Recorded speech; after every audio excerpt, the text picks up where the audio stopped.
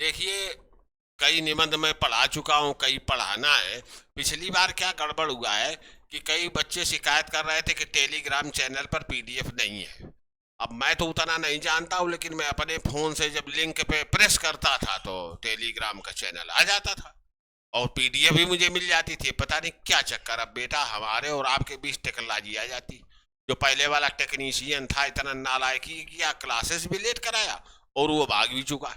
तो अब मेरी विनती आपसे है कि मैं बहुत ज्यादा नहीं जानता, तो जब किसी के एग्जाम का टाइम है ही है, इस समय समय बर्बाद नहीं होना चाहिए। तो मैं आपको आश्वस्त करता हूं कि आप लोग फिर ये करिए, मेरा फोन नंबर तो है ही वीडियो में, उसी फोन नंबर पर आप अपना नाम लिख के और व्हाट्सएप कर दिया करिए मुझे कि पीडीएफ दीजिए, नहीं मिल रही है। तो बस इसको मैं करना जानता हूँ, मेरे फोन पर रहती मैं तुरंत आपको भेज दिया करूंगा। बाकी रही बात कमेंट लिखने की, तो आप अपना जो भी समस्या है उसको तो आप लिख ही सकते हैं, ठीक। दूसरी बात ये है कि ये निबंध बड़ा हो जा रहा है, कई लोग उसमें कमेंट वगैरह किए, तो उसको, इसी बात को तो मास्टर हूँ, बड़ा और छोटा कोई मेरे लिए इतनी बड़ी समस्या नहीं है, बच्चों को होती होगी। अब मैं बूढ़ा आदमी हूँ, आप मेरे सामने तो है नहीं कि तुरंत मुझको याद दिला दे। तो कई लोग रोष खेद और आश्चर्य व्यक्त कर रहे थे कितना बड़ा क्यों है। तो आज लास्ट में मैं कोशिश करता हूँ कि मैं आपको छोटा बड़ा करना सिखा दूँ, ठीक है। और ये निबंध छोटे कैसे होंगे, बहुत आसानी से हो जाते हैं, ठीक है। तो चलिए अब हम लोग शुरू करते हैं। आज हम लोगों को टॉपिक है साहित्य और समाज। तो इसका जो हम लोग विषय प्रवाह बनाएंगे, जो हमारी विषय वस्तु प्रवाहित होगी किन किन जो है प्लेटफार्म से, अड्डों से गुजरेगी, तो वही स्थिति है। तो पहले जैसी स्थिति हम लोगों की दो विषय वस्तुएं एक साथ रहती है, अब जैसे इसमें साहित्य भी है और समाज भी है, इसे पहले भी रहता था। तो सबसे पहले हम प्रस्तावना दे देंगे, देख रहे हैं। उसके बाद साहित्य क्या है इसको बता देंगे। उसके बाद समाज क्या है इसको बता देंगे। उसके बाद साहित्य और समाज में समानताएं क्या है इसको बता देंगे। फिर दोनों में विभिन्नताएं क्या है इसको बता देंगे। फिर साहित्य का समाज पर, साहित्य जो है समाज को किस किस तरह से प्रभावित करता है इसको बता देंगे। फिर समाज साहित्य को कैसे कैसे प्रभावित करता है इसको बता देंगे। और उसके बाद निष्कर्ष दे देंगे। तो देखिए, देखते।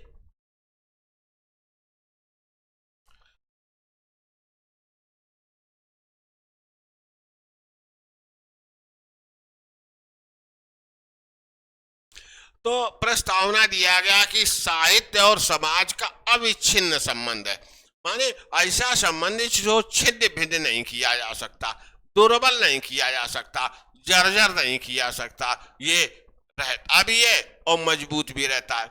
तो साहित्य और समाज का अविच्छिन्न संबंध है, ये दोनों एक दूसरे के पूरक और एक दूसरे के अभिन्न अंग हैं। अब देखिए, ये जो साहित्य और समाज एक दूसरे के पूरक कैसे। जो साहित्य है वो समाज पर निर्भर है, अपनी विषय वस्तु को लेकर जो समाज की घटनाएं होती हैं, जो समाज में परिस्थितियां होती हैं, जो सामाजिक समस्याएं होती हैं, गतिविधियां होती हैं, वही तो साहित्य की विषय वस्तुएं होती हैं, वही तो साहित्यकार लिखता है। जो उसके आसपास घटनाएं सामाजिक घटती हैं, तो जो समाज है वो साहित्य को विषय वस्तु प्रदान करता है, साहित्य को भाषा प्रदान करता है। साहित्य सारा काम भाषा के माध्यम से ही करता है। और भाषा क्या है, वो समाज का हिस्सा, न कि साहित्य का। और समाज की भाषा लेकर जो साहित्यकार है वो अपना साहित्य की रचना करता है। इसी तरह जो लोकोक्ति है, मुहावरे हैं, वो सब क्या है, वो समाज का अंग है। और उनको साहित्यकार लेकर उस भाषा में अपने जोश भरता है। तो अगर विषय वस्तु ना हो, साहित्य के पास भाषा ना हो, भाषा का जोश ना हो, तो साहित्य का मतलब क्या है, मृत प्राय हो जाएगा। तो इन सब चीजों के लिए जो साहित्य है वो समाज पर निर्भर है। और जो समाज है, साहित्य क्या है, वो समाज का ही बौद्धिक और भावनात्मक विस्तार है वो। तो जो साहित्य है वो जो समाज की संस्कृति है उसका संरक्षण करता है, उसके सांस्कृतिक समाज, उस समाज के सांस्कृतिक मूल्यों का प्रचार प्रसार करता है। और वे जो सांस्कृतिक मूल्य अर्थात समाज की संस्कृति है उसको एक पीढ़ी से दूसरी पीढ़ी को हस्तांतरित करता है। समाज के जो मनोभाव है उनको वाणी देता है। तो एक तरह से ये कहते, बौद्धिक अगर साहित्य ना हो तो जो समाज बौद्धिक दृष्टि से गूंगा हो जाएगा, है कि नहीं। और जो समाज की धरोहर अर्थात संस्कृति है, एक पीढ़ी से दूसरी पीढ़ी को पहुंच नहीं पाएगी, सुरक्षित नहीं रह पाएगी, और बिना संस्कृति के समाज जिंदा नहीं रह सकता।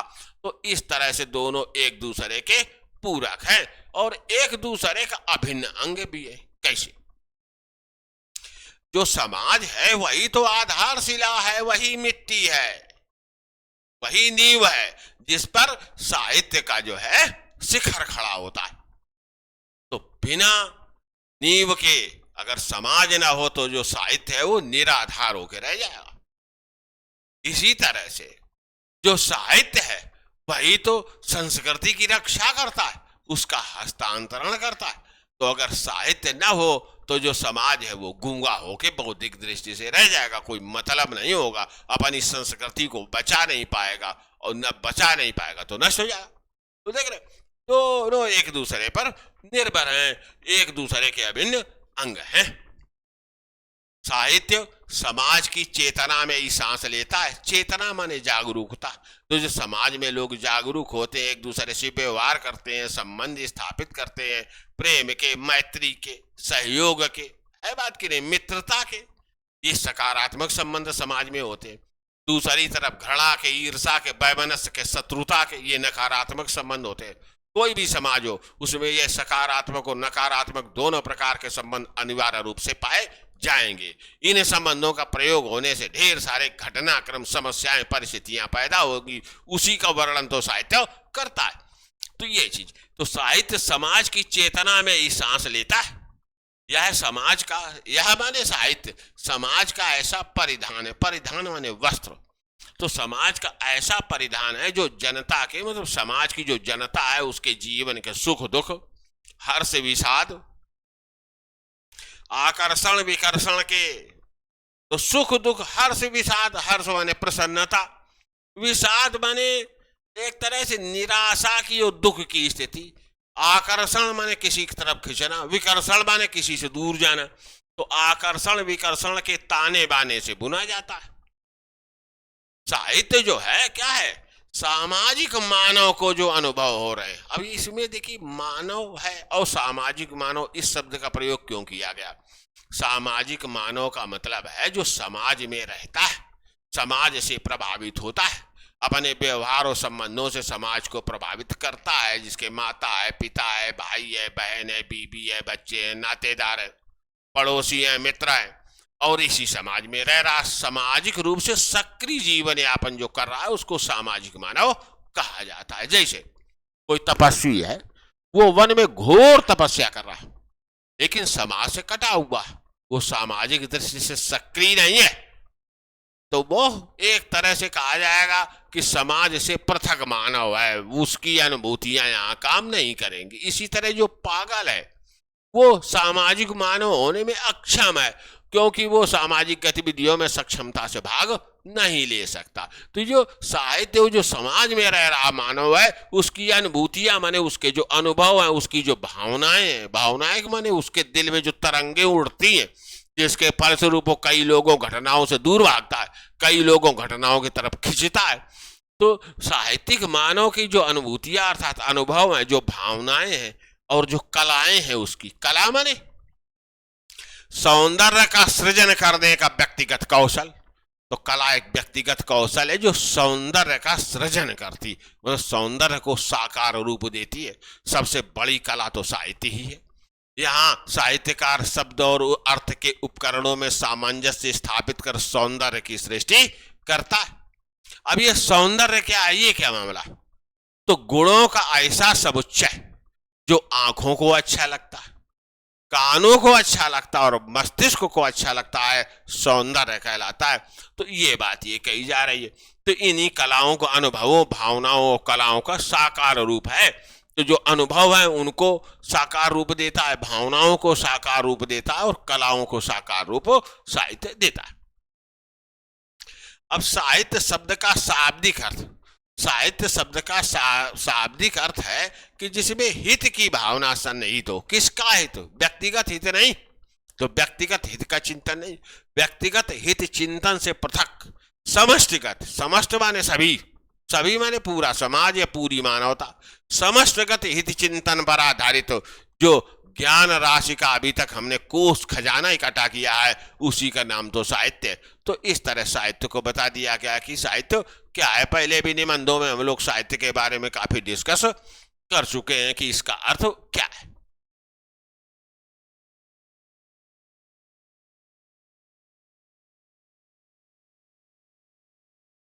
अब देखिए समाज क्या है। समाज क्या है? तो किसी निश्चित भौगोलिक क्षेत्र में जो मानव समूह रहता है, समूह माने मानवों का जो झुंड रहता है, जो किसी निश्चित भौगोलिक क्षेत्र में रहता है, और उसकी विशेषता क्या है, उसके पास अपनी खुद की संस्कृति है जो दूसरे समाजों या दूसरे समूहों की संस्कृतियों से भिन्न। तो उसकी अपनी खुद की संस्कृति है, उसमें एकता की भावना है कि हाँ हमारे साझा जीवन मूल्य, हम एक समान है, हमारा एक समाज है। तो उसमें एक आपसी एकता माने हम की भावना है, देख रहे हम और वे। तो निश्चित भौगोलिक क्षेत्र में रहने वाला ये मानवों का ऐसा झुंड है जिसकी अपनी एक विशेष संस्कृति है। विश्व के किन्हीं दो समाजों की संस्कृतियां कभी भी आपस में एक जैसी एक ही नहीं होती हैं, इसलिए कहा गया हर प्रत्येक संस्कृति विशिष्ट होती है। तो जिसकी अपनी विशिष्ट संस्कृति है, जिसमें आपसी एकता की भावना है, अर्थात उसमें हम की भावना है कि हम एक हैं, और इस हम की भावना के नाते उसकी साझी पहचान है। जैसे हमारे भारतीय समाज, भारतीय संस्कृति साझी पहचान है कि नहीं। तो जिसकी अपनी साझी पहचान है वो ऐसा मानव समूह कहलाता है समाज। अब समाज शास्त्र में इसको परिभाषित किया जाता है तो कहा जाता है कि झुंड के रूप में वैज्ञानिक तरीके से इसकी परिभाषा नहीं हो सकती। वास्तव में जो समाज है वो झुंड के रूप में उतना वैज्ञानिक तरीके से स्पष्ट नहीं किया जा सकता। यह सामाजिक संबंधों का एक जटिल ताना बाना है, और बात सही भी है। जैसे ट्रेन है, ट्रेन में ढेर सारा झुंड बैठा हुआ है हर डिब्बे में अपने, अगर वो एक दूसरे से बात नहीं करता, वहां उतनी जल्दी संबंध तो पैदा हो नहीं सकते। तो ये झुंड क्या है?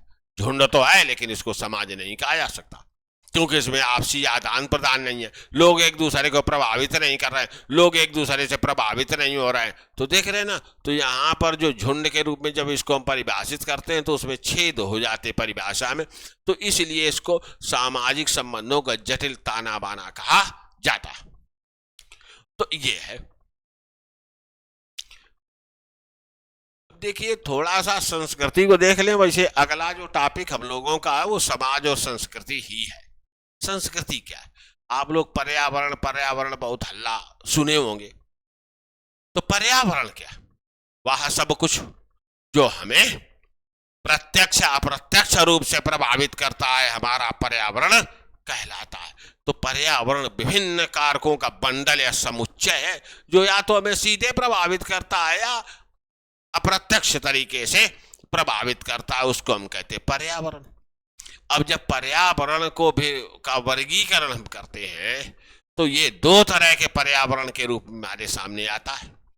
एक तो है प्राकृतिक पर्यावरण, दूसरा है सामाजिक पर्यावरण।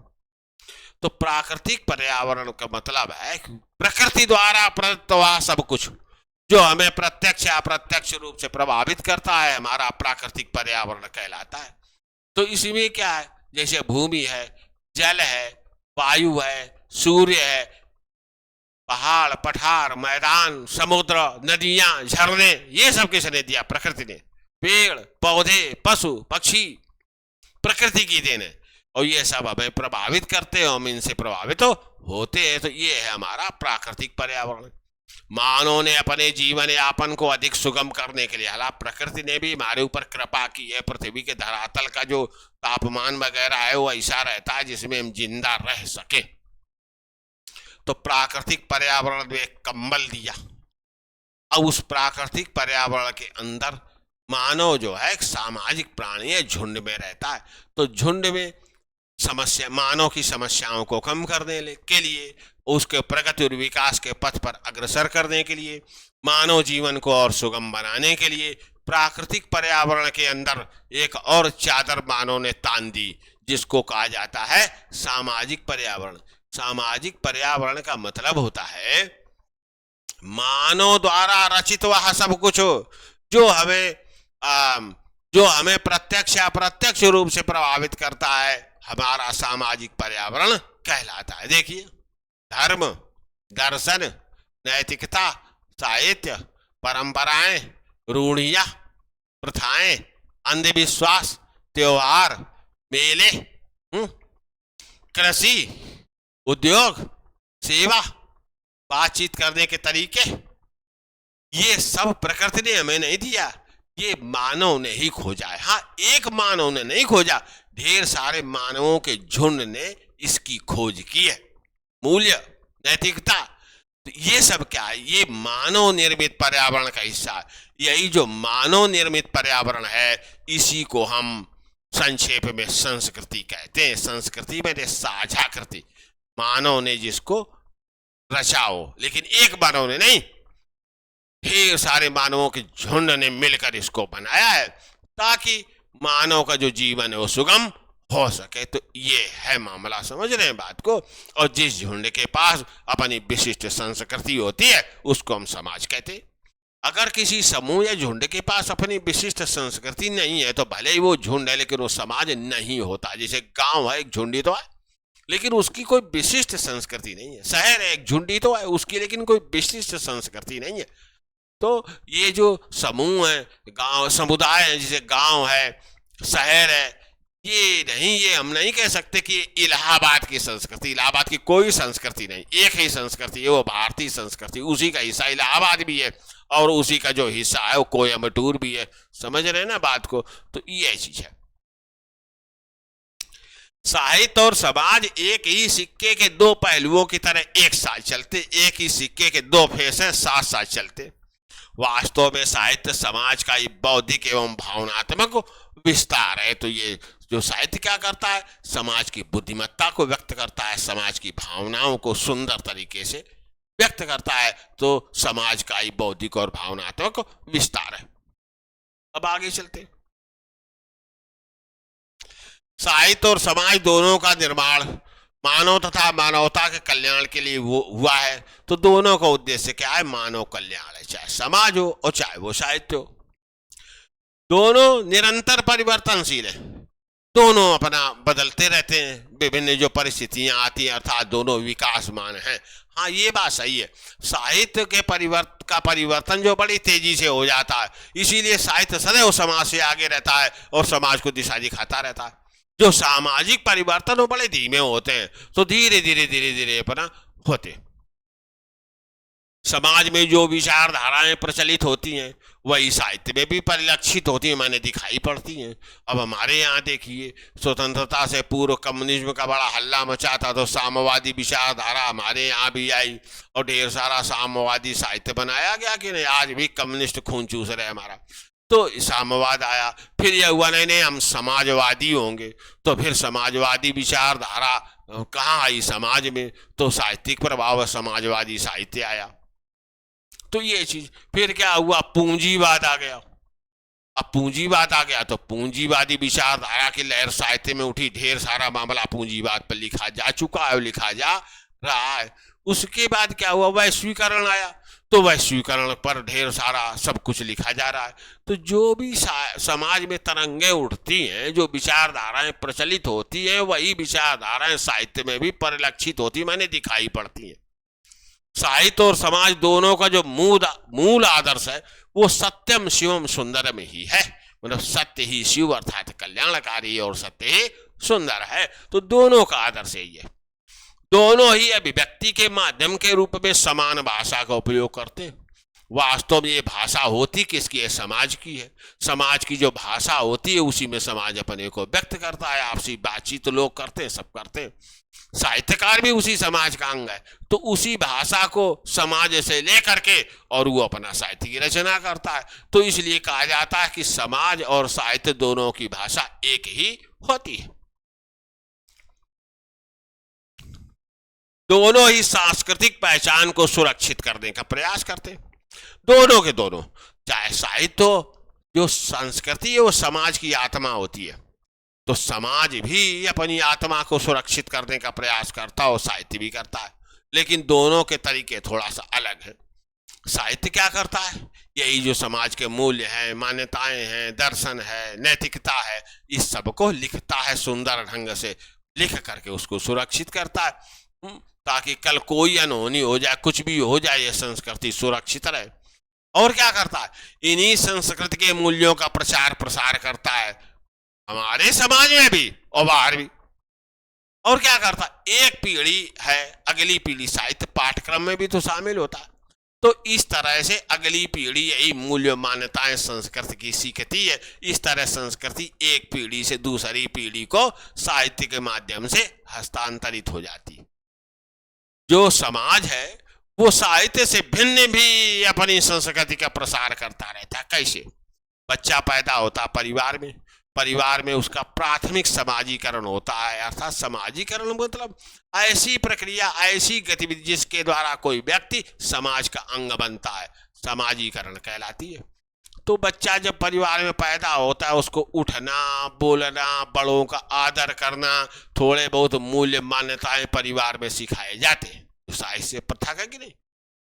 उसके बाद वो बच्चा थोड़ा सा और बड़ा होता है, तब वो बच्चा स्कूल जाता है, पाठ्यक्रम में क्या है, पाठ्यक्रम में किताबें पढ़ता है, वहाँ नैतिक मूल्य और मान्यताएं सीखता है, स्कूल का अपना अनुशासन होता है, वहाँ टीचर हैं, बच्चे हैं, सहपाठी हैं, गुरुजन हैं, उनसे कैसे व्यवहार किया जाएगा, क्या व्यवहार किया जाना चाहिए, क्या नहीं, ये सब चीजें वो सीखता है, आदर्श मूल्य ये सब यहाँ पर स्कूल में सीखता है।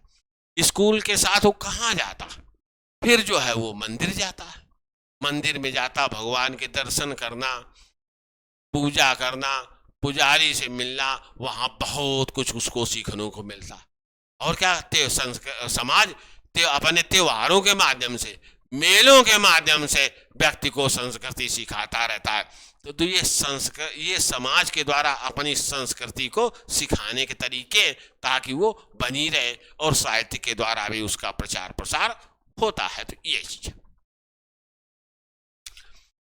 आचार्य रामचंद्र शुक्ल ने कहा है कि प्रत्येक देश का साहित्य वहां की जनता की चित्त वृत्ति का संचित प्रतिबिंब होता है।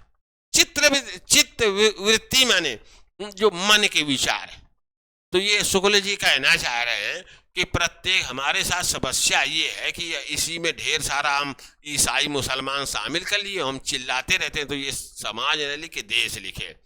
तो प्रत्येक देश का साहित्य वहां की जनता की चित्त वृत्ति माने जो मानसिक विचार है, संचित चित्त वृत्तियों का परिणाम, माने ढेर सारे लोगों के जो मानसिक विचार हैं उनका परिणाम है ये साहित्य, ये बात कही जा रही है। तो ढेर सारे लोगों के हमारे समाज में जो मनोचित्त वृत्ति अर्थात मन के जो विचार है उनको जब इकट्ठा कीजिए, संचित कीजिए, तो उसी का जो प्रतिबिंब बनता है उसको हम देश का साहित्य कहते हैं।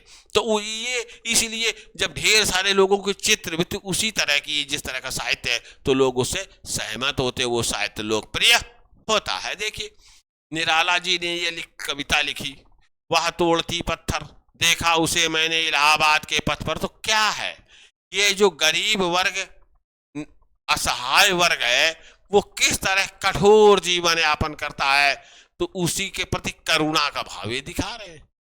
मतलब दूसरे के दुख से दुखी होना, और जब हम पढ़ते हैं तो उस पत्थर तोड़ने वाले के दुख से दुखी होते, यही तो निराला जी कहना चाह रहे हैं। तो ये चीज अब आगे बात कही जा रही है, पारस्परिक गहरे जुड़ाव के बावजूद साहित्य और समाज एक दूसरे से भिन्न भी है। सही बात है, समाज समाज है, साहित्य साहित्य है, ये दोनों के दोनों मानव समूहों के पृथक पृथक स्तंभ हैं। तो भिन्नताएं भी प्रदर्शित करेंगे, क्योंकि दोनों एक नहीं है। क्या भिन्नताएं प्रदर्शित करते हैं, समाज पूरी तरह यथार्थ तथा जमीनी धरातल पर पूरी तरह सच्चाई पर आधारित है, इसमें कल्पना का कोई स्थान नहीं है। जबकि जो साहित्य है वो यथार्थ और कल्पना का संगम है। समाज जो साहित्यकार है वो समाज की सच्चाई देखकर फिर उसमें अपनी कल्पनाएं मिलाकर कलात्मक प्रस्तुति समाज के सामने रखता है, ताकि और गहरा प्रभाव पाठक पर पड़े। तो ये चीज, जैसे सुमित्रानंदन पंत नहीं कहे कि सिखा दो नाहे मधुप कुमारी, मुझे भी अपने मीठे गान, कुसुम के चूने कटोरों से करा दो ना कुछ कुछ मधुपान। अब ये क्या है? जब पौधे होते तो फूल होते, फूलों की जड़ में मकरंद होता है, भौरे भौरियां आते हैं, मड़राते हैं, उसी मकरंद या शहद को चूसते हैं, ये यथार्थ है। लेकिन इसमें इन्होंने कल्पना मिलाई कि जो भौरी है वो जैसे कोई कन्या टाइप हो, तो सिखा दो ना हे मधुप कुमारी, हे मधुप कन्या मुझे भी अपने मीठे ज्ञान की, ये जो तो अपना गाँव आ रही हो मुझे भी सिखा दो। कुसुम के चुने कटोरों से, अब वहां थोड़ा सा मकरंद फूल में उन्होंने बड़ा कटोरे, तो कुसुम के जो फूलों के चुने हुए कटोरे हैं उससे मुझे भी कुछ न कुछ मधुपान शहद का पान करवा दीजिए। तो इस तरह साहित्य अपनी अपील को प्रभावकारी बनाने के लिए कलात्मक प्रस्तुति देता है। तो ये चीज,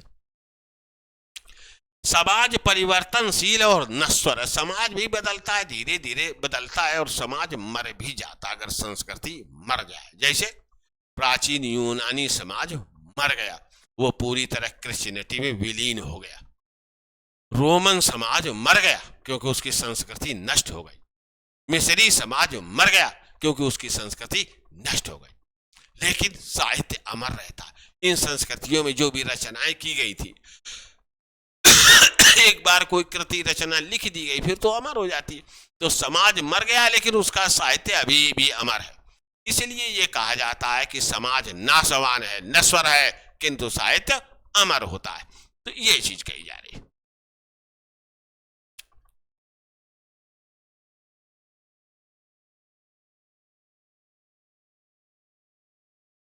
यार यहां मैंने गलत लग दिया, इस साहित्य की जगह इसको काट के समाज कर दीजिए बेटा, भी गलती हो गई मुझसे। जो समाज है वो ढेर सारे नियम बनते ना, देखिए राज व्यवस्था नियम बनाती, धर्म व्यवस्था नियम बनाती, अर्थव्यवस्था नियम बनाती, उन सब का हमें समाज में पालन करना होता है। यही जो सर्व प्रमुख हमारे मूल्य होते हैं उनको हम क्या करते हैं, कानून बनाकर अनिवार्य रूप से समाज पर लागू कर देते हैं। तो नियमों से समाज बंधा है, कानूनों से बंधा है, परंपराओं से बंधा है, नैतिक मर्यादाओं से बंधा हुआ है। तो इस तरह ढेर सारे मर्यादाओं कानूनों में जकड़ा होता है समाज की, क्या हम कर सकते हैं क्या नहीं कर सकते। तो समाज में बहुत कुछ करने की छूट नहीं होती, हाँ जरूरी भर करने की छूट होती है।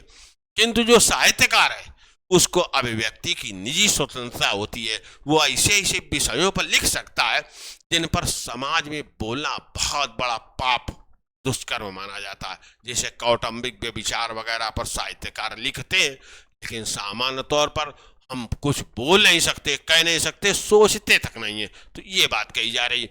इसको राजा बेटा साहित्य काट के यहाँ समाज कर दीजिएगा, ठीक? पता नहीं कैसे मेरा निगाह ही नहीं गई।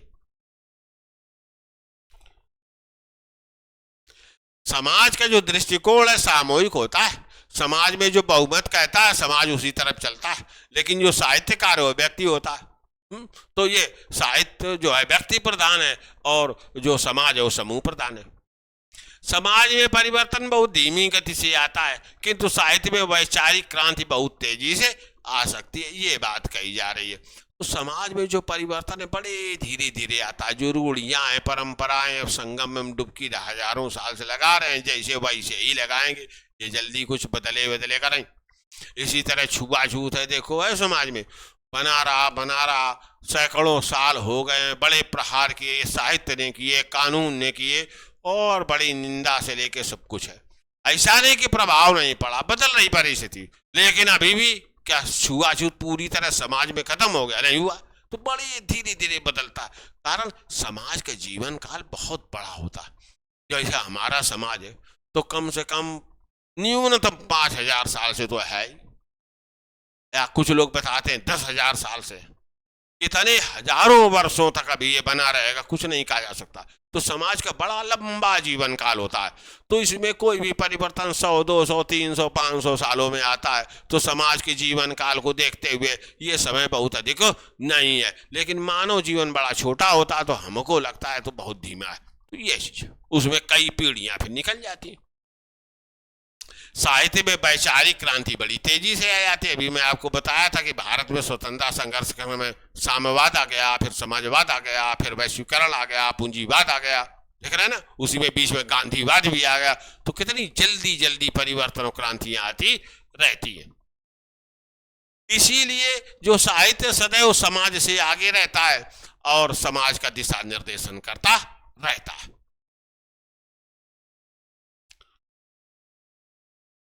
अब समाज का मुख्य उद्देश्य क्या है? अपने सदस्यों को सुरक्षित करना, नियम कानून बनाता है ताकि व्यवस्था को बने रहे, बनाए रखी जाए, और जीवन की जो मौलिक आवश्यकताएं या रोटी, कपड़ा, मकान, समाज, शिक्षा, चिकित्सा, उनको पूरा करना।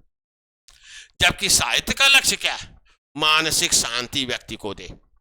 किसी की बेईमानी भाई ने कर ली, वो महाभारत पढ़ता है, फिर दुर्योधन की दुर्दशा देखता है तो अपना दुख उसके साथ शामिल कर लेता है, उसकी दुर्दशा देख के उसको थोड़ा मानसिक शांति मिलती है कि भगवान हमारे साथ भी न्याय करेगा। तो ये चीज पात्रों के माध्यम से व्यक्ति को अपने उद्गार, अपनी बातें कहने का अवसर मिल जाता है, और इस तरह उसको मानसिक शांति मिलती, क्योंकि उसके मन का गुबार निकल जाता है।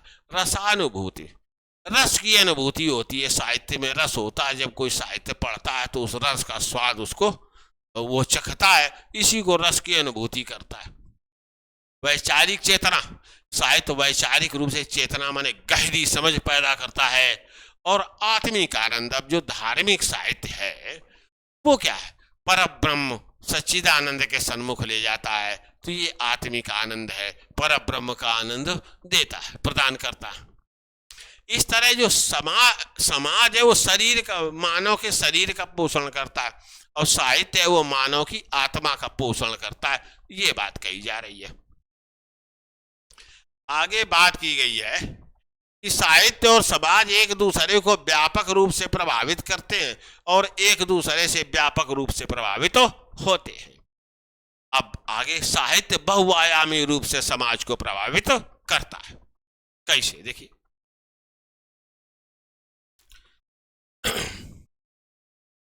साहित्य समाज का दर्पण और सुधारक है।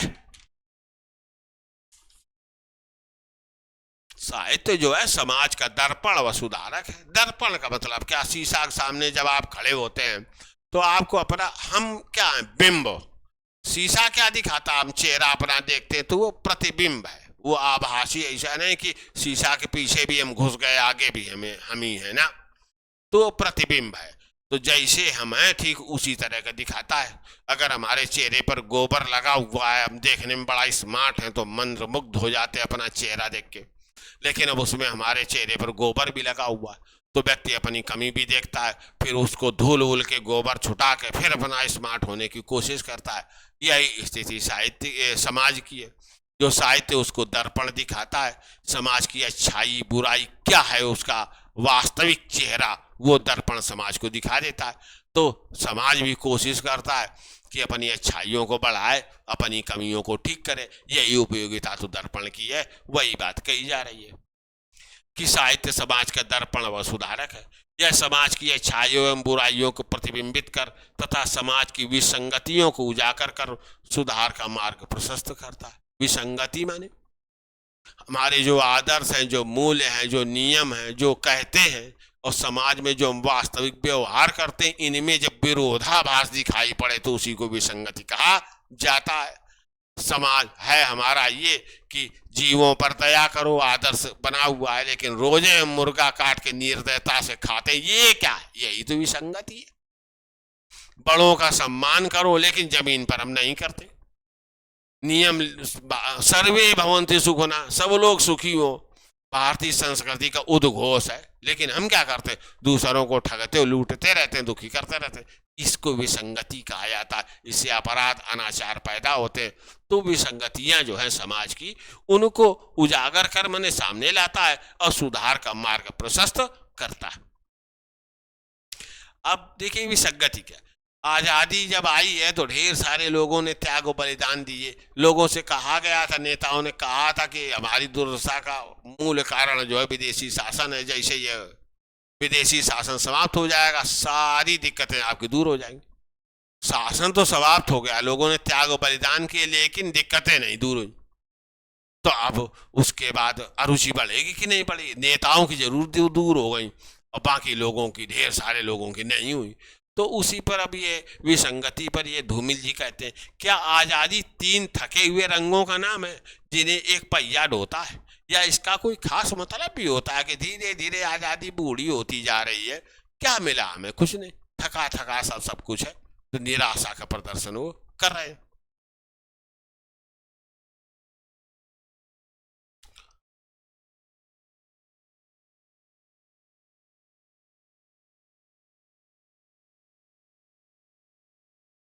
यह है माने साहित्य समाज में जो है वैचारिक क्रांति का वाहक है, समाज के विचारों में क्रांति लाता है। ढेर सारी जो समाज में वैचारिक क्रांतियां हुई हैं वो साहित्य के कारण ही हुई हैं। जैसे रूसो ने जो कुछ लिखा, वाल्टेयर ने जो कुछ लिखा, उसे फ्रांस में विचारात्मक क्रांति आई जिसे फ्रांसीसी क्रांति के नाम से जाना जाता है।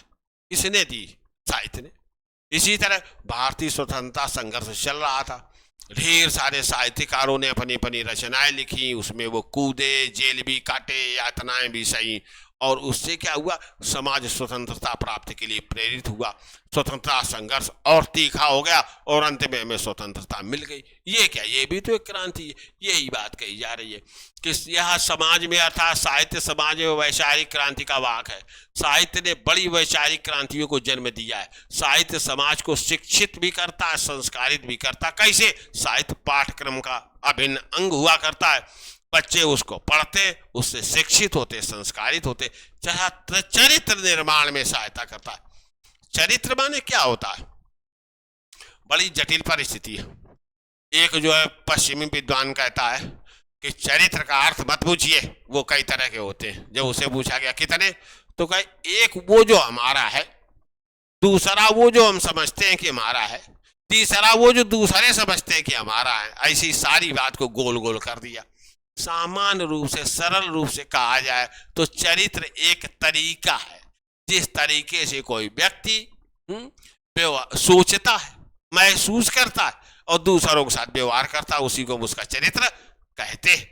तो अब एक चरित्र सर्वे भवन्तु सुखिनः, दूसरों की तरफ भी ध्यान दीजिए, सब सुखी हो। दूसरा ये है कि हम ही सुखी हो, बाकी सब मर जाए। तो देख रहे, यही अंतर आता है।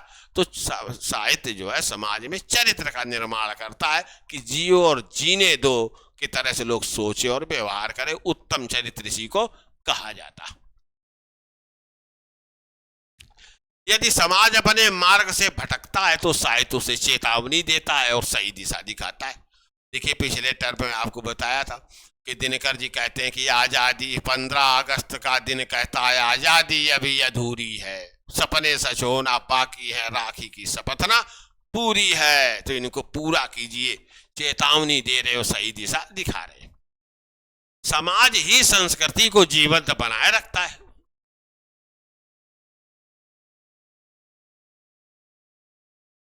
बता रहे यार, मेरी बुद्धि जो है पलट गई।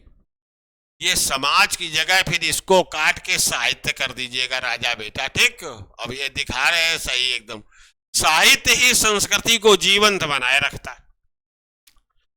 तो मैं आपको बताया था साहित्य क्या करता है, सामाजिक जो मूल्य है, मान्यताएं हैं, वो सब लिपिबद्ध करता है, सुंदर ढंग से प्रस्तुत करता है। तो समाज के लोग उसको पढ़ते हैं, उसका आनंद लेते हैं, उस आधार पर व्यवहार करते हैं। तो देख रहे हैं, जीवन में उतार देता साहित्य जो है संस्कृति को, उसका संरक्षण करता है। जब साहित्यिक रचनाएं हो जाती हैं तो सुरक्षित हो जाती है। हमारे ऊपर कितने आक्रमण हुए, क्या क्या नहीं हुआ, पांडुलिपियां, भोजपत्र सब जला दिए गए, नालंदा जैसी यूनिवर्सिटी खाक कर दी गई। तो ये असभ्यों का, बर्बरों का इस तरह बुरा हमला तो अंग्रेजों ने भी नहीं। तो ये हमले होते रहे। किसने संस्कृति को सुरक्षित किया? साहित्य ने ही तो किया है। तो ये चीज उसका संरक्षण करता है और एक पीढ़ी से दूसरी पीढ़ी को संस्कृत पहुंचाने का एक सशक्त माध्यम है क्या? साहित्य।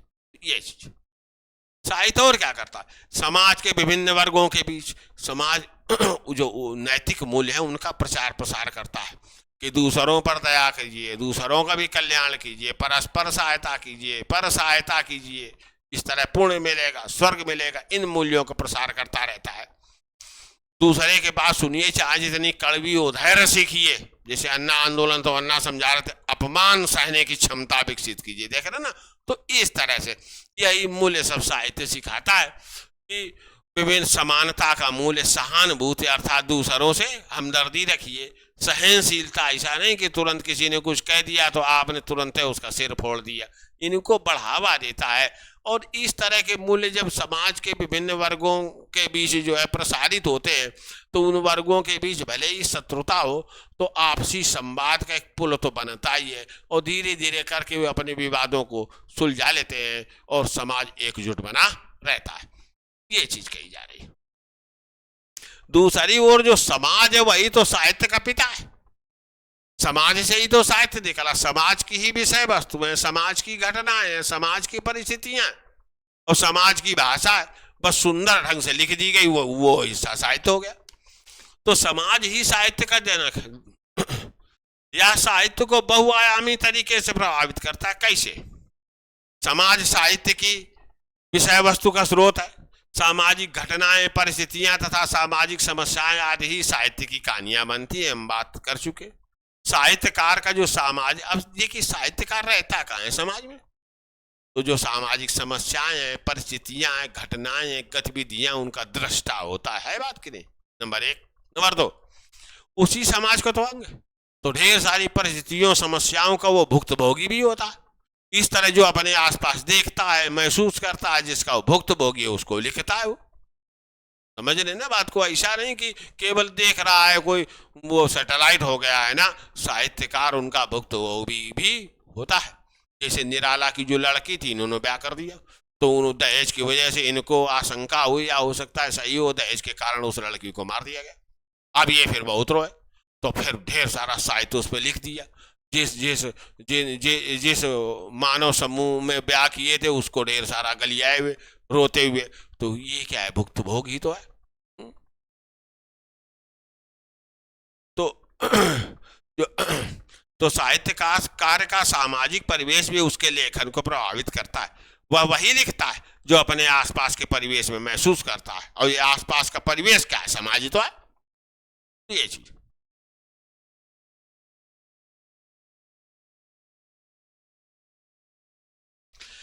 अब आगे बात। साहित्य हमेशा अपने समय की सामाजिक मांगों के अनुरूप बदलता रहता है। समाज में जब संपत्ति का समय होता है तो साहित्य अपना रूप बदलता है, विपत्ति का समय होता है तो रूप बदलता है।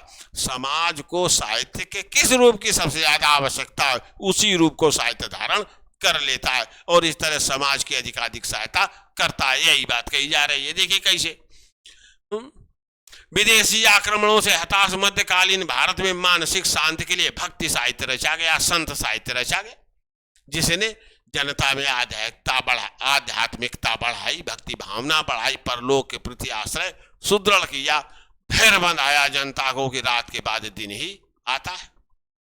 उसके बाद क्या हुआ? रीति काल में जो है विलासिता आई, तो ढेर सारे श्रृंगार रस की रचनाएं हुई। बिहारी वगैरह कहते हैं, कहत नटत रिझत खिजत मिलत खिलत लजियात, भरे भवन में करत हैं नैनन हूं सो बात। तू देख रहे ना, ये चीज हुई। आधुनिक काल में समाज को आजादी चाहिए थी, तो वीर रस और राष्ट्रवाद का साहित्य लिखा गया। खूब लड़ी मर्दानी, वह तो झांसी वाली रानी थी, सुभद्रा कुमारी चौहान की। तो इस तरह से नेक्स्ट बात है, समाज जिस तरह की भाषा बोलता है, साहित्य भी उसी रूप को अपनाता है। भाषा वास्तव में समाज की होती, साहित्य उसको उधार लेके उसी भाषा में अपना लिखता पड़ता। समाज की बदलती रुचियां साहित्य के स्वरूप को तय करती हैं। समाज जिस तरह की रचनाओं में रुचि लेगा, वही जिस चीज की समाज साहित्य के जिस रूप की मांग करेगा, वही रूप तो सबसे ज्यादा चाहा जाएगा, उसी रूप में साहित्य लिखा जाएगा। तो इस तरह जो समाज और साहित्य के रूप को तय करता है। पुराने जमाने में महाकाव्य बड़े बड़े लिखे जाते थे, लिखने वाला भी खाली, पढ़ने वाला भी खाली, तो वो जमाना था। आज डिजिटल युग आ गया, अब किसी के पास समय नहीं है, लोग वीडियो तक नहीं देखते, रील देखते, क्योंकि कंसंट्रेट नहीं हो सकते ज्यादा देर के लिए। तो इसलिए साहित्य का रूप अब क्या, नए एक्स पर नैनो कहानियां, इंस्टाग्राम पर माइक्रो कथा, नैनो कविताएं, इंस्टाग्राम पर माइक्रो कहानियां इस तरह से अपना थोड़ा देख लिए, आधे मिनट में बस आगे बढ़ गए। इतना महाकाव्य न तो पढ़ने की इच्छा है और क्या कहा जाए न योग्यता है, क्योंकि कंसंट्रेट नहीं हो पाएंगे। तो साहित्य का रूप आ रहा है कि नहीं आ रहा है, जिसकी जरूरत है कविता, कहानी, ब्लॉग या माइक्रो फिक्शन को तय करती है। समाज की जो लोक कथाएं, मुहावरे और परंपराएं वो साहित्य को एक विशेष रंग और सुगंध देते हैं। तो यही लिखने से, मुहावरे, लोकोक्ति लिखने से साहित्य में तीक्ष्णता आ जाती है, एक विशेष तरह की सुगंध आ जाती है। फिसल पड़े तो हर गंगा, है बात की नहीं। तुम्हारी भी जय जय, हमारी भी जय जय, सजनी हमहू राजकुमार। तो इस तरह से एकदम तीखापन, विशेष सुगंध भाषा में आ जाती है। और ये लोकोक्तियां, मुहावरे और परंपराएं किसका हिस्सा है? समाज का है, ना कि साहित्य का है। सामाजिक प्रतिबंध और सेंसरशिप भी साहित्य की सीमाएं तय करते। कोई रचना, देखिए दो शब्द, एक तो सामाजिक प्रतिबंध है। अब इसमें सामाजिक प्रतिबंध में मुख्यतः हमारे यहाँ देखो तो सैनिक वर्सेस सलमान रुश्दी की, तो सबसे पहले मूल्य शोर मचाया कि हम इसको जला देंगे, धार्मिक भावना आहत होती, ये है वो है। बाद में भारत सरकार ने उस पर, कांग्रेस की सरकार थी, उसने प्रतिबंध लगाया। तो सामाजिक प्रतिबंध का मतलब है कोई रचना जब प्रकाशित होती है तो समाज के ही जो लोग समूह हैं, धर्माधारी समूह, भाषाई समूह, वो उसका विरोध करने लगते हैं कि इस आधार पर कि लोक लाज जो है इससे जा रही है या धार्मिक भावनाएं आहत हो रही हैं। इसमें सरकार का कोई अमल दखल नहीं होता, लेकिन फिर वो साहित्यकार पर को स्याही फेंके, नाराबाजी करें, जूते की माला पहना दें, जो वहाँ प्रकाशित जहाँ से हो रहा है वहाँ जाके हुड़दंगा करें।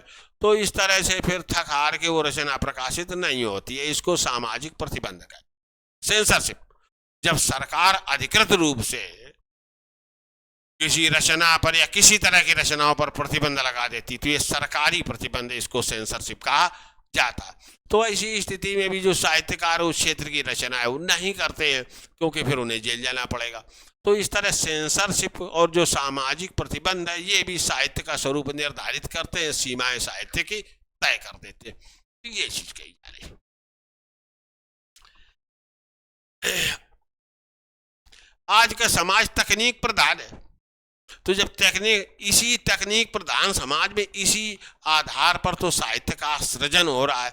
अब लेखक जो है कागज कलम नहीं लेकर कीबोर्ड पर अपना लिख रहा है, प्रकाशक के चक्कर नहीं लगाने पड़ते, स्वयं प्रकाशन बढ़ गया है। तो साहित्य का जो सृजन है, जो प्रकाशन है और जो वितरण है, यूट्यूब से लेकर अमेजन से लेकर अपना सीधे लिखो सीधे सेल कर दो, तो देख रहे हैं ना। तो साहित्य का जो सृजन है, प्रकाशन है, वितरण है, उसकी पूरी प्रणाली ही बदल गई है समाज में, समाज ने बदल दी। इस प्रकार समाज साहित्य की आधार भूमि है, तो साहित्य उस पर खड़ा वैचारिक शिखर है। समाज और साहित्य के पारस्परिक प्रभाव की कोई सीमा नहीं है। आज का समाज यदि आज के साहित्य के रूप का नियामक है, तो आज का साहित्य कल के समाज के रूप का, दोनों का संबंध बीज और वृक्ष जैसा। अब देखिए, आज का जो समाज है वो आज के साहित्य के रूपों को निर्धारित करता है। कैसे? डिजिटल समाज आ गया, साहित्य भी डिजिटल हो गया कि नहीं हो गया। समाज के पास समय नहीं है, तो छोटी छोटी कहानी, छोटी छोटी कविताएं लिखी जा रही हैं, तो रूप आया कि नहीं आया। तो ये यहाँ पर जो समाज है वो तय कर रहा है कि साहित्य का रूप कैसा होगा। दूसरा, वैश्विक चुनौतियां जो हमारी जलवायु परिवर्तन, प्रदूषण, इन पर बड़ी चिंता है विश्व के प्रत्येक समाज को। हमारे यहाँ भी बड़ी चिंता, इसलिए जो हमारा साहित्य ढेर सारा इस पर लिखा जा रहा है और लोग पढ़ते हैं उसको रुचि से। तो समाज की मांग के अनुरूप देखिए साहित्य के मुद्दे विषय वस्तु में निर्धारित तो हो रही है। तीसरी चीज, हमारे जो हाशिए पर पड़े लोग हैं वो आगे बढ़ना चाहते हैं, बढ़ नहीं पा रहे हैं, तो उनकी तरफ भी साहित्य का बड़ा ध्यान गया। दलित विमर्श, स्त्री विमर्श, जनजाति विमर्श, देख रहे ना। तो ये सब विमर्श, इन पर ढेर सारा लिखा जा रहा है। तो समाज ही तो साहित्य का स्वरूप तय कर रहा है। नेक्स्ट, आज जो है पूंजीवाद आ गया, इसमें उपभोक्तावाद है, प्रत्येक चीज प्रोडक्ट है, तो मैनेजर इसमें कूद गए, ट्रेंड डेटा एनालिसिस करके ट्रेंड भिड़ा है, किस तरह का साहित्य ज्यादा बिक रहा है। तब उनको पता चला मोटिवेशन वाली स्पीच ज्यादा बिक रही है और क्राइम थ्रिलर बिक रहे हैं, जबरदस्त, मतलब अपराध से जुड़े रहस्य। तो अब ढेर सारा साहित्य जो है क्राइम थ्रिलर का, मोटिवेशन का सामने आ रहा है। देख रहे हैं समाज की जो भाषा है वैश्वीकरण के प्रभाव में इंग्लिश हो गई है, तो साहित्य की भाषा भी इंग्लिश हो गई है, तो बहुत ज्यादा प्रभाव पड़ता है। समाज में वैचारिक ध्रुवीकरण है, वाम पंथ है, दक्षिण पंथ है, तो अपना अपना चश्मा लगा के साहित्य की रचना करते हैं। तो देख रहे किस तरह से आज का जो समाज है वो आज के साहित्य के रूप का निर्धारण कर रहा है कि साहित्य का स्वरूप क्या होगा, और जो आज का साहित्य है वो कल के समाज के रूप का निर्धारण करता है। कैसे? आज का जो साहित्य है वो स्वतंत्रता, समानता, न्याय और भ्रातृत्व के मूल्यों को ज्यादा से ज्यादा जो है प्रचारित कर रहा है, प्रसारित कर रहा है, नई पीढ़ी उसको पढ़ रही है। तो कल का जो समाज है वो ज्यादा समावेशी होगा, ज्यादा समान होगा, स्वतंत्रता का ज्यादा महत्व देगा, बंधुत्व का ज्यादा सम्मान करेगा। है बात कि नहीं? तो साहित्य ने भावी समाज को निर्धारित किया। वैचारिक क्रांति, आज का जो प्रगतिशील साहित्य है वो सामाजिक कुरीतियों पर जबरदस्त प्रहार कर रहा है, तो वह नई पीढ़ी उस पाठ्यक्रम को पढ़ती है। तो कल जो है ये छुआछूत है, जात पात है, इस तरह की संकीर्णताएं कल के समाज में दूर हो चुकी होंगी या न्यूनतम हो चुकी होंगी। तो ये चीज है। तीसरी चीज है संवेदनशीलता और सहानुभूति का विकास। जो दलित हैं, जनजातियां हैं, स्त्री हैं, इनके विरुद्ध जो भेदभाव होता है और इनके संबंध में जो साहित्य लिखा जा रहा है वो साहित्य पाठकों के मन में इनके प्रति करुणा जगाता है, माने इनके दुख से वो पाठक दुखी होते हैं। तो जब बच्चे दुखी होंगे, कल जब वयस्क बन के समाज में जाएंगे तो वो समाज इनके लिए ज्यादा सहानुभूति रखता होगा, इन्हें ज्यादा प्रेम से स्वीकार करेगा। आज का जो साहित्य वैज्ञानिक और तार्किक दृष्टिकोण रखता है, इसको पढ़कर बच्चे जब बड़े होते हैं तो कल का जो समाज है बौद्धिक दृष्टि से ज्यादा वैज्ञानिक होगा, ज्यादा तार्किक होगा। तो जो सामाजिक अंधविश्वास संभवतः कल के समाज में नहीं होंगे। इसी तरह से पर्यावरण पर ढेर सारा लिखा जा रहा है, नई पीढ़ी बच्चे पढ़ रहे हैं, जागरूक हो रहे हैं, तो कल का समाज शायद अधिक पर्यावरण हितैषी जीवन शैली अपनाएगा हम लोगों की तुलना में। तो इस तरह से आज का जो साहित्य है वो कल के समाज का निर्धारण करता है और आज का समाज है वो आज के साहित्य का निर्धारण करता है। देख रहे कितना गहरा संबंध है ये। तो यही चीज कही जा रही है, दोनों का संबंध बीज और वृक्ष जैसा है। समाज भू भी है, मिट्टी है, जिस पर साहित्य का पेड़ उगता है। अब ये साहित्य का जो पेड़ उगा हुआ है वो भूमि को अपनी ज्यादा मनोरम बनाता है, ज्यादा आनंददायी बनाता है, भूमि के लिए भी, वृक्ष स्वयं के लिए भी, और उसके नीचे आके जो बैठते हुए लोग उनके लिए। तो देख रहे हैं ना, तो इस तरह का जो संबंध है सहजीवी है, जिससे समाज की मनोरमता बढ़ती है और साहित्य जो है और ज्यादा पल्लवित पुष्पित होता है, और दोनों मिलकर ज्यादा से ज्यादा मानव और मानवता का कल्याण करते हैं। यही चीज कही जा रही। ये तो निबंध हो गया, ठीक। अब देखिए, इसको जो छोटा करने वाली बात है तो मैं सिखाता आपको, तो ये कोई मुद्दा नहीं होता। जहां कहीं विस्तार दिया गया होता है हर जगह तो छोटा नहीं होगा वो। जहां कहीं प्रस्तावना को छोटा मत करिएगा, ये मैं बता दूं आपको, न निष्कर्ष को छोटा कर सकते आप, नहीं तो नंबर कट जाएंगे। तो जहां कहीं छोटा फिर होता है तो इसी विस्तार को संकुचित कर दिया जाता है, छोटापन ले आया जाता है। देखिए कैसे, अब ये भी 850 शब्द का होगा, आपको 600 शब्द लिखना है, तो 200-250 शब्द का खेल है ये।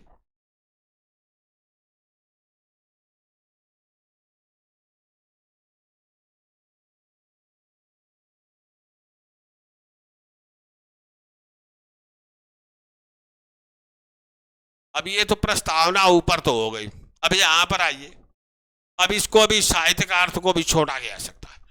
सीधे लिखिए, साहित्य समस्त गति, हाँ सीधे लिखिए, समस्त गति हित चिंतन पर आधारित ज्ञान राशि के संचित कोष का नाम ही साहित्य है। देख रहे हैं ना, तब भी बात हमारी पूरी हो जाती है, कुछ छूटा नहीं, कुछ शब्द 15-20 हमारे बच गए। ठीक,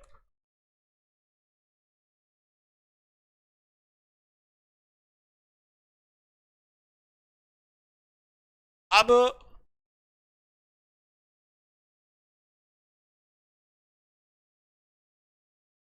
समाज का अर्थ देखिए यहां पर। तो निश्चित भौगोलिक क्षेत्र में रहने हम अपनी अपनी संस्कृति, साझी पहचान तथा एकता की भावना वाला निश्चित भौगोलिक क्षेत्र में रहने वाला मानव समूह समाज कहलाता। देख रहे हैं ना, तो ये भी बात हो गई, कुछ 8-10 शब्द हमारे बच गए। अब देखिए आगे आते, अब इसमें कुछ छोटा नहीं हो सकता, क्योंकि छोटा होने लायक कुछ है ये नहीं। अब आगे, दोनों का निर्माण मानव कल्याण के लिए होता है। दोनों निरंतर परिवर्तनशील समाज में जो विचारधाराएं प्रचलित होती वही साहित्य में परिलक्षित होती। दोनों का मूल आदर्श सत्यम शिवम सुंदरी ने। दोनों ही व्यक्ति के माध्यम के रूप में समान भाषा को, दोनों ही सांस्कृतिक पहचान को सुरक्षित रखने का प्रयास करते हैं। और रामचंद्र शुक्ल ने ये कहा, यहाँ क्या होगा, यहाँ कुछ छोटा हो ही नहीं सकता, क्योंकि सब सूक्ति की तरह से ढेर सारे मुद्दे आ गए। ये कविता में क्या छोटा करेंगे, रस खत्म हो जाएगा। तो बहन देखिए, अब यहाँ कुछ स्कोप है हमारे पास।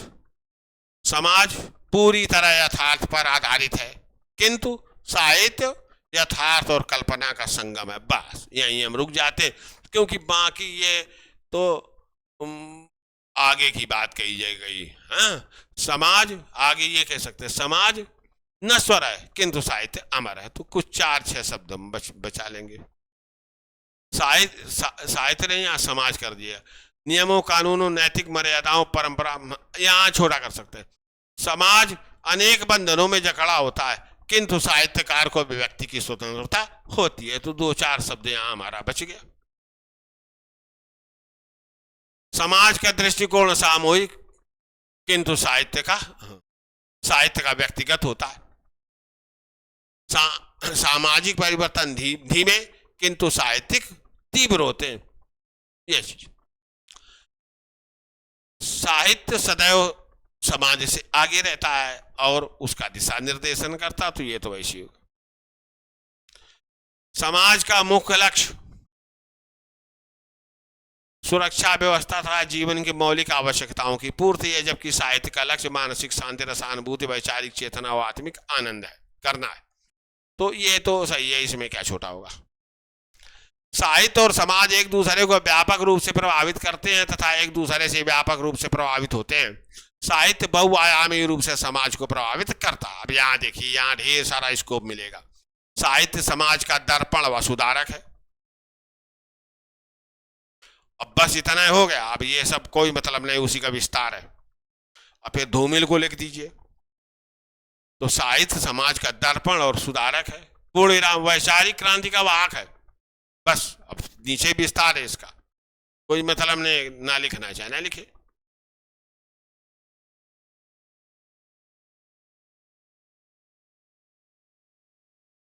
साहित्य समाज को सही दिशा दिखाता है। बस हो गया। ठीक, संस्कृत या समाज की संस्कृति का संरक्षक, हस्तांतरण करता और उसे जीवंत बनाए रखने का सशक्त माध्यम है। तो यहां कुछ बच गया। यह विभिन्न सामाजिक वर्गों के बीच संवाद का सेतु बनता है। तो ये चीज हो गई। अब दूसरी ओर समाज साहित्य का जनक है। यह बहुआयामी तरीके से साहित्य को प्रभावित करता है। समाज साहित्य की विषय वस्तु का स्रोत है। एक वहीं बस रुक जाइए। नेक्स्ट, समाज साहित्यकार को परिवेश प्रदान करता है। बस बाकी सब फालतू है। नेक्स्ट, साहित्य सामाजिक मांगों के अनुरूप परिवर्तनशील है। बस बाकी सब हटा दीजिए।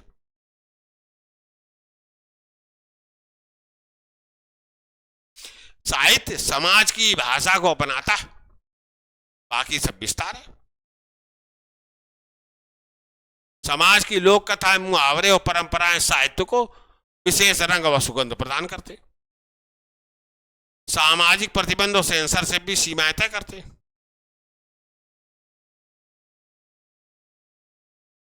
नेक्स्ट, आज के तकनीक प्रधान समाज ने साहित्य के सृजन प्रकाशन और वितरण की संपूर्ण प्रणाली बदल दी है।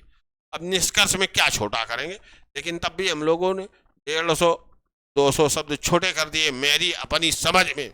अब हुए या नहीं हुए आप इसका मूल्यांकन करिएगा, कमेंट दीजिएगा। आप लोग मुझे फोन भी कर सकते हैं, और छोटा चाहेंगे मैं और छोटा करवा दूंगा, ठीक है। तो ये चीज है। अब देखिए बेटा, इसमें 2-3 तरह के निबंध आते हैं। ये तो आधारभूत निबंध है कि साहित्य और समाज। अब इसमें एक निबंध आ सकता है यहीं से शाखा पूर्ति की साहित्य समाज का दर्पण है, साहित्य समाज का प्रतिबिंब है, साहित्य समाज की प्रतिच्छाया है। ये एक और निबंध इसी से शाखा फूटती है कि साहित्य समाज का दिशा निर्देशक है। तो ये मूलभूत निबंध मैं आपको करवा दिया हूं। अब आगे वाले जो निबंध हैं तो उनको फिर मैंने विस्तार दिया है। आज समय कम पड़ रहा है तो अब हम लोग क्लास शायद 14 को कोई रहेगा तो होगा, नहीं 15 को होगा, उसी समय करवा देंगे क्लास, भले थोड़ा सा लंबा हो जाएगा, ठीक है।